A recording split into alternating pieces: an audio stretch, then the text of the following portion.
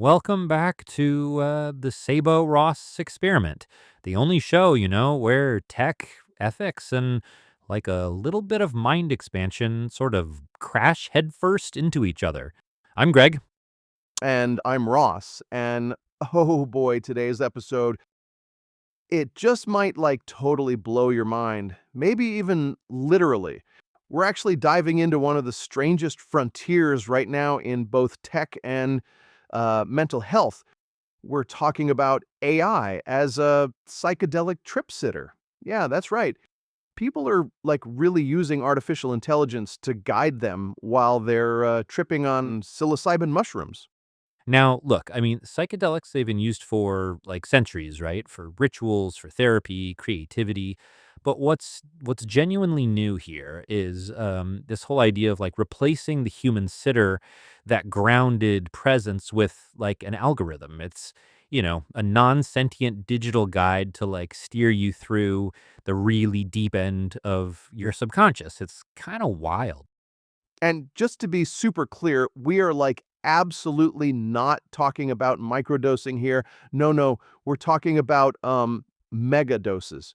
We're talking heroic doses, like 8 grams. People are, just blasting off, seeing geometry and ancestors and maybe even God with an AI chatbot as their actual lifeline. It's pretty wild to think about.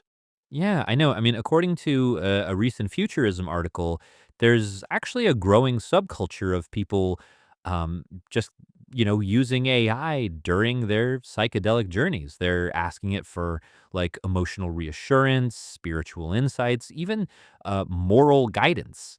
And it's not just like Chat GPT, there are like entire apps now being repurposed as quote digital shamans. It's pretty wild. But let's kind of unpack that a little bit. First off, why AI at all, right? I mean, a really big reason is just, well, cost. Licensed psychedelic assisted therapy in legal states like Oregon or Colorado, it runs between 1,500 and what is it? $3,200 per session. So yeah, I mean, that's not exactly affordable mental health care for most people. Yeah, totally. So AI just, steps in.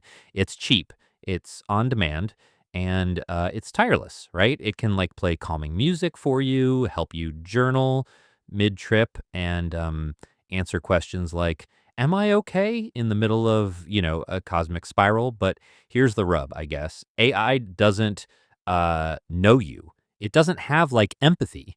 It just uh, it has training data. That's it. Let's talk about the theory behind this for a second. One school of thought, what they call psychedelic phenomenology, it actually suggests that the outcome of a trip is highly dependent on set and setting. That's your mindset going in and the environment around you. Now, introducing a chatbot into that mix, I mean, it fundamentally alters both of those things. It's a huge shift. Exactly. You're just no longer in a purely human space, right? You're bringing like a machine into your sacred ritual, even if it's like helpful in moments. Does that digital presence really, change the nature of your connection to the experience itself? Are you really going inward, or are you just like sort of outsourcing your inner work to tech? It's a big question. And let's also just consider the placebo effect here. Studies have actually shown that people they project human traits onto AI, things like kindness, wisdom, even love. So in a super vulnerable state, like during a trip, the AI, may feel like a true guide, but that can be a really dangerous illusion. You know, the machine, it doesn't care. It's just predicting the next best word. It's basically autocomplete with a microphone, if you think about it. And what if that autocomplete, gets it wrong? There's like no fail-safe at all. In a 2023 study from MIT, researchers, they warned that AI can just completely miss red flags for mental distress, especially when users are like under the influence. That's a huge ethical gray zone, right? It's really concerning.